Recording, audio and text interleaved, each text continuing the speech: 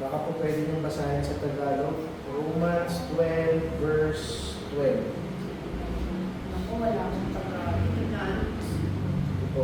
Basahin niyo na lang po sa English, ako po sa Tagalog. Rejoicing in hope, patient in tribulation, continuing instant in prayer. Sa Tagalog po, magdala kayo dahil sa inyong pag-asa. Magtiyaga kayo sa inyong kapighatian at palaging manalangin. Po, manalangin po muna tayo bago tayo magsimula. Panginoon, salamat po sa araw na ito. Salamat sa lahat ng biyaya ng pagmamagpapit kami sa gabi ito, Panginoon, ay malugod pa rin kayo sa kanalanginan ng bawat kasama. Bawat nawa sa aming mga kasalanan. Naroon po kami sa buong magdamag, Panginoon. Wala yung kagalingan sa lahat ng aming nararamdaman. In Jesus' name we pray. Sa Romans 12 po, kung maalala nyo, nagsisiris tayo dito.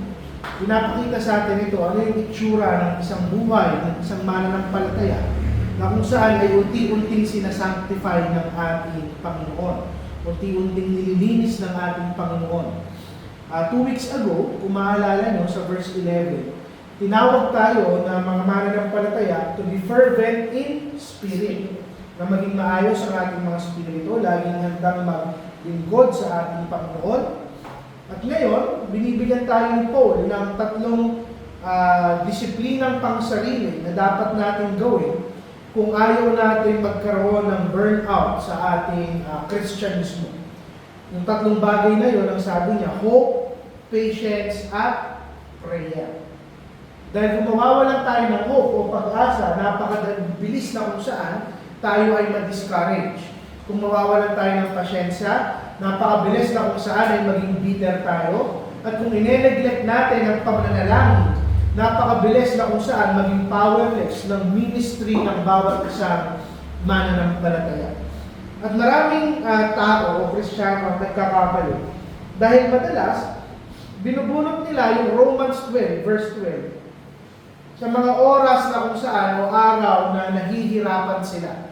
Pakiramdam nila, this is a nice verse for the hard days. Pero, itong Romans 12, verse 12, hindi lang ito pinapractice sa oras o araw ng tribulation o ng persecution o mga problema. Dapat ito pinapractice ng mga mananampalataya sa araw-araw. So mabilis lang naman itong devotion natin, 3 points lamang ito. Si Paul na mismo yung naghati doon sa verse. Una, rejoicing in hope. Pangalawa, patient in tribulation. Pangatlo, continuing instant in prayer. So yung una po, sabi doon, rejoicing in hope. Magalak tayo, maging masaya tayo sa pag-asa na meron tayo. Ibig sabihin po, yung ligaya o yung saya o yung galak ng isang mananampalataya, this is future-oriented. Nakatingin ito sa kinabukasan natin, sa ating eternidad. Ang sabi ni Paul, hindi tayo magsasaya sa comfort na nararamdaman natin, o kung maganda man ang kalusugan natin, o kung nagiging successful tayo sa ating buhay. Ang sabi ni Paul, maggalak tayo sa pag-asa na ibinigay sa atin ng ating Panginoon. Ibig sabihin, yung ligaya natin, it looks forward. Hindi nakatingin sa mundong ito o sa buhay na ito, nakatingin ito sa eternidad na ipinangako ng ating Panginoon. At kung titignan natin, yung pag-asa natin sa pangako ng Panginoon, hindi ito wishful thinking. Talagang sigurado tayo, may confidence tayo, na umaasa tayo sa lahat ng pangako ng salita ng ating Panginoon. At yung ligaya natin, yung saya natin, hindi dahil maganda ang pamumuhay natin sa mundong to, pero dahil sinigurado na ng Panginoong Hesukristo ang ating kinabukasan. Sa paanong paraan, pinatawad niya ang ating kasalanan, ipinahiram niya at ibinalot niya ang kanyang kabanalan sa bawat isang mananampalataya, ipinangako niya ang kalangitan, ipinangako niya ang kanyang muling pagbabalik, ipinangako niya na ibibigay niya ang glory sa bawat isa sa atin. Bakit parang hindi po umakabot sa akin at ngayon? So, makikita natin lang kung saan, kung ito yung mga pinanghahawakan natin, even if mabigat yung dalahin natin sa araw-araw, hindi tayo nawawalan ng pag-asa. Kaya makakakita ka na sa ating mundo, nagtataka yung mga tao kung sa paano nagagawa ng mga mananampalataya magbigay puri sa Panginoon, maging masaya, puno ng pag-asa, kahit na sa mga oras na bigat na sila sa kanilang dinadala. Sabi nga lagi ni Lolo Mac, wala Kristiyanong laging talunan. Hindi pwedeng laging tayong talunan. Dahil ang tunay na Kristiyano, dala-dala niya ang saya dahil may pag-asa siya sa pangako ng ating Panginoon. Sa kalagitnaan ng pagkawala, ng sakit, ng burdens, ng kakulangan, yung ligaya na meron tayo, ang sinasabi sa atin, hindi pang-habang buhay yung mga problema natin sa mundong to. Dahil yung eternidad natin, kung ikukumpara natin yung paghihirap natin ngayon dito, wala yan sa kalingkingan ng saya ng eternidad na ibibigay ng ating Panginoon. Amen. Then therefore, yung pag-asa na ito dapat yung nagtutulak sa atin na magpatuloy, na sumunod at maglingkod sa ating Panginoon. Yung saya ng pag-asa natin nagbibigay ng lakas na magpatuloy tayo. Kailan lang ba umaayaw yung mga tao? Kapag nawawalan sila ng pag-asa. Pero yung pag-asa dito, sinasabi sa atin bilang mga mananampalataya, magpatuloy ka dahil hindi pa tapos ang pagkilos ng ating Panginoon. Hindi pa dumarating yung kanyang pangako, kaya magpatuloy lamang tayo sa kalagitnaan ng pagsubok, ng temptation, ng problema, ng bigat. Lagi tayong tempted na kung saan sukatin yung buhay natin base sa kung ano lang yung nakikita natin at nararanasan natin. Pero kung meron kang tunay na pag-asa bilang mananampalataya at umaasa ka sa pangako ng Panginoon, itinatama niya yung pananaw mo dito sa mundo. Imbis sukatin mo yung buhay mo sa mga paghihirap na nararanasan natin, bakit hindi mo sukatin yung haba ng paghihirap mo sa haba ng eternidad na ipinangako sa iyo ng ating Panginoon? And this should teach us, tuturuan tayo nito, na yung pagsunod natin sa ating Panginoon kailanman ay hindi masasayang. Kaya kung ang ating iglesia ay magiging puno ng pag-asa, we will be hopeful, magiging stable ang paglakad ng bawat miyembro sa loob ng ating iglesia. At alam niyo, kung meron lamang talaga tayong pag-asa sa pangako ng Panginoon, kung talagang nakaangkla tayo sa salita ng ating Panginoon, mag-e-endure tayo, magtatagal tayo sa lahat ng nararanasan natin, kahit hindi pa tayo binibigyan ng kahit sinong tao ng reassurance na magiging okay ang lahat. Magiging matapat tayo dahil naniniwala tayo na kung ano'y sinimulan ng ating Panginoon, Kanya tatapusin. At yung pag-asa ito, iniingatan yung ating mga puso na makaramdam ng despair. Pag sinabi natin despair, kawalang pag-asa. Nagkakaroon lang naman ng kawalang pag-asa ang isang tao kapag kinokonclude na ng kanyang puso, isipan at kaluluwa na walang magbabago. Nothing matters, nothing will change. Kinalimutan na ako ng ating Panginoon. Pero yung pagkakaroon ng pag-asa sa kanyang pangako, inaayawan yung mga conclusion na ito. Alam mo yung pag-asa, hindi naman yan dinedeny yung sakit na ating nararamdaman. Ang dinedeny ng pag-asa natin sa ating Panginoon, that this pain is not final. Hindi ito yung huling bagay na mararanasan ko sa aking buhay. Yung pag-asa natin, binabantayan yung ating puso na magkaroon ng bitterness. Sasabihin sa atin ang pag-asa natin sa salita ng Panginoon na mabuti ang Panginoon kahit na at kahit pa hindi ko nauunawaan ang kanyang pagkilos, ang kanyang plano. Hindi na mahalaga kung nauunawaan ko o hindi. Ang mahalaga sa akin, kilala ko yung Diyos na nangako sa akin. At kailanman hindi siya nagsisinungaling. Tutuparin niya ang kanyang pangako. Second point, sabi po doon, patient in tribulation. Meron tayong pasensya. Alam mo kung ano yung maganda rito? Hindi sinabi ni Paul na patient when tribulation comes. Hindi niya rin sinabi patient if tribulation comes. Para bang ina-assume ni Paul na talagang darating at magkakaroon ng problema ang isang Kristiyano. Hindi po totoo yung itinuturo ng iba na kapag naging Kristiyano ka, gagaling ka sa sakit mo, yayaman ka, uunlad ka. Hindi po. Hindi tayo tinatanggal ng Kristyanismo sa isang mundong nabubulok. At maraming tao baliktad ang pag-iisip. Iniisip nila na kapag nagkaroon ako ng tribulation, ng pagsubok, ng bigat sa buhay ko, ay patunay ito na kinalimutan na ako o inabandona na ako ng ating Panginoon. Pero baliktad. Madalas na madalas, kung nakakaranas tayo ng pagsubok, this is proof o patunay na hinuhubog pa tayo ng ating Panginoon.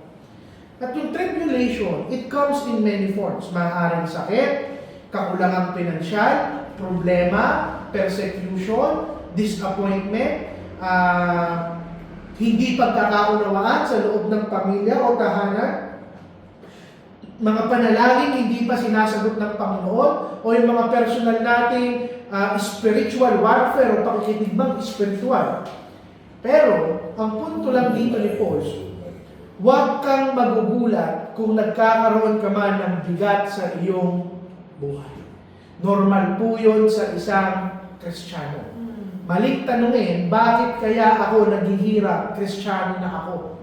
Ang tamang tanong, ano ang itinuturo sa akin ng Panginoon sa aking paghihirap? O dapat, ang mas maganda pang tanong, paano ako magiging matapat sa aking Panginoon despite ng aking kahirapan? At makikita natin dito, itong patience and tribulation na sinasabi ni Paul, hindi po ito passive. Pag sinabi natin patience, pag tinignan niyo yung ibig sabihin ng salitang patience dyan, endurance, kumikilos, nagpapagal, nagtatrabaho. Hindi ito tamad na pag-aantay, hindi rin ito emotionally manhid ka na. Nahahayaan mo na lang lumipas yung problema.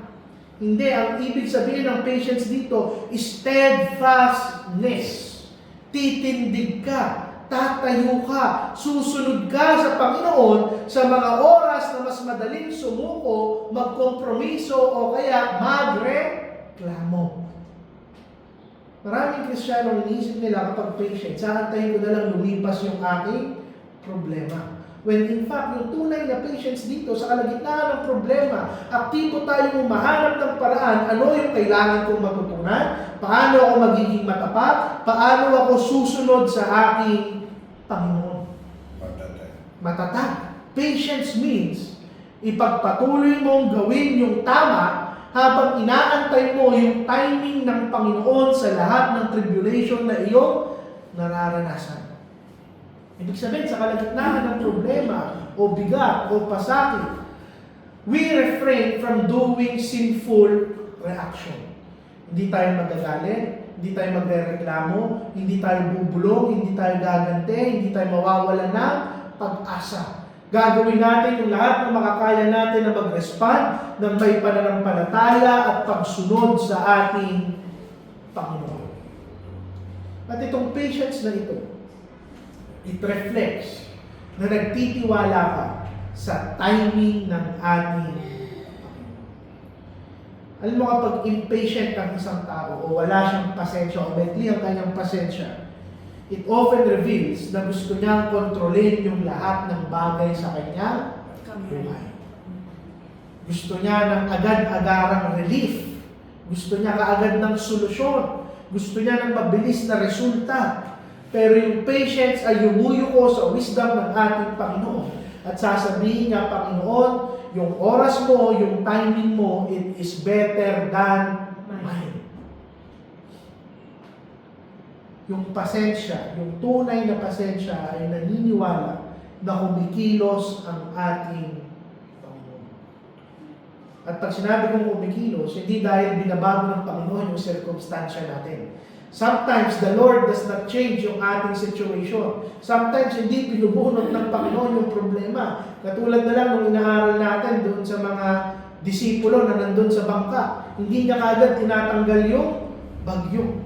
Sometimes yung pagkilos ng Panginoon, hindi pagbabago ng sitwasyon o problema, kung hindi pagbabago ng puso natin bilang mga mananampalataya sa kalagitnaan ng problema, ng bagyo. Sometimes, hindi sinasagot ng Panginoon yung panalangin natin. Dahil hinahanda niya tayo tanggapin yung sagot niya sa ating panalangin. And ask yourself, sinusubukan ko bang lutasin yung lahat ng problema ko? O mas hinahayaan ko yung Panginoon na turuan ako sa kalagitnaan ng aking problema? Pangatlo, ito na po yung panghuli. Sabi ni Paul, continuing instant in prayer. Ang buhay ng isang mananampalataya, sinusustain ng panalangin. Ibig sabihin po dito ng continuing, yung panalangin natin palagi, tuloy-tuloy, araw-araw, hindi po occasional. Hindi yung kapag nagka-problema tayo, saka lang natin maaalalang manalangin sa ating Panginoon. Ang panalangin ng isang Kristiyano, hindi yan for emergency purposes. Ito yung hininga ng buhay ng isang mananampalataya. Meron ng isang Kristiyano na nananalangin lang kapag desperado na siya. Mabubuhay yan most of the time na mahina ang kanyang spirituality. Pero sa mananampalataya na patuloy na nananalangin, patuloy na may pakikipag-usap at fellowship sa ating Panginoon, patuloy na dumedepende sa ating Panginoon, siya yung klase ng mananampalataya na lumalago. And this kind of prayer na meron tayo dapat araw-araw, paulit-ulit, persistent, babalik at babalik ka sa ating Panginoon upang ibigay mo sa Kanya yung lahat ng iyong bigat na nararamdaman. Sunod, itong panalangin na to, kung bakit natin ito kailangan? Simply because, yung panalangin, yung nag-aalay ng puso natin sa ating Panginoon. Ano pa pag nananalangin tayo, hindi lang po tayo humihingi ng mga bagay sa ating Panginoon. Meron tayong communion, pakikipag-usap, relasyon sa ating Panginoon. At ito yung paraan ng Panginoon upang i-align yung ating puso sa katotohanan ng Kanyang salita. Ito yung paraan ng Panginoon upang i-steady yung kaluluwa natin na nape-pressure o nanginginig o natatakot. Paano paraan? Simple lang po. Pag nanalangin kayo, lahat ng pangamba nyo nagiging petition sa ating Panginoon. Lahat ng worry nyo, lahat ng isipin nyo, nagiging request sa ating Panginoon. Sa panalangin natin, sinusurrender lahat ng takot natin sa ating Panginoon. Sa panalangin natin, nare-resist yung temptation na nararamdaman natin. Sa panalangin natin, na itatama yung perspektibo natin sa lahat ng masasamang bagay na nangyayari sa atin. At ang isang mananampalataya na mapanalangin, laging ibinabalik ng Panginoon yung kanyang mata sa realidad ng salita ng ating Panginoon. Dahil naramdam niya na kapag nanalangin siya, malapit ang Diyos, soberano ang Diyos, at sapat ang Diyos sa lahat ng kanyang nararanasan. Panghuli, itong panalangin na ito yung magsusustain ng buhay natin bilang mga Kristiyano. Kung walang panalangin, matutuyo ang ating mga kaluluwa. Kung walang panalangin, gugulo ang ating isipan. Pag walang panalangin, malalamig ang ating mga puso. Pag walang panalangin, nagiging vulnerable at mahina ang isang Kristiyano. Mabilis tayong magalit, mabilis tayong matempt, mabilis tayong ma-discourage. Bakit?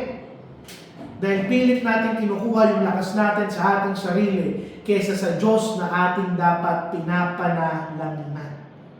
If we want hope, kung gusto natin ng patience at endurance, ang susi dito yung pangatlong sinabi ni Paul, continuing instant in prayer. Now, bilang pagtatapos, makikita natin dito. Ito yung pattern ng Romans 12 verse 12 sa spiritual endurance ng isang Kristiyano. Rejoicing in hope, patient in tribulation, continuing instant in prayer. Alam nyo, marami kung saan iisipin. Are these advanced techniques sa Kristyanismo? When in fact, ito dapat yung normal na pamumuhay ng isang Kristiyano. Hindi nga dapat tayo tinutulak para gawin itong Romans 12 verse 12. Yung pagkakaroon ng pag-asa, natural dapat yan sa isang mananampalataya. Yung pagiging matatag in the midst of tribulation, yung endurance na yan, dapat natural yan. Bakit? Dahil ang endurance mo hindi nakaangkla sa'yo kung hindi sa refining hand ng ating Panginoon. At yung panalangin na patuloy, paano mo tatawagin sarili mo na isang Kristiyano kung hindi ka man lang araw-araw nakikipag-usap sa ating Panginoon? All of these are normal for a Christian. Kaya naman, sana sa ating iglesia, i-cultivate natin itong tatlong habit na ito, even at times na kung saan tayo ay nahihirapan. Dito lamang po natin tatapusin ang ating devotion. Kung sino po may insight or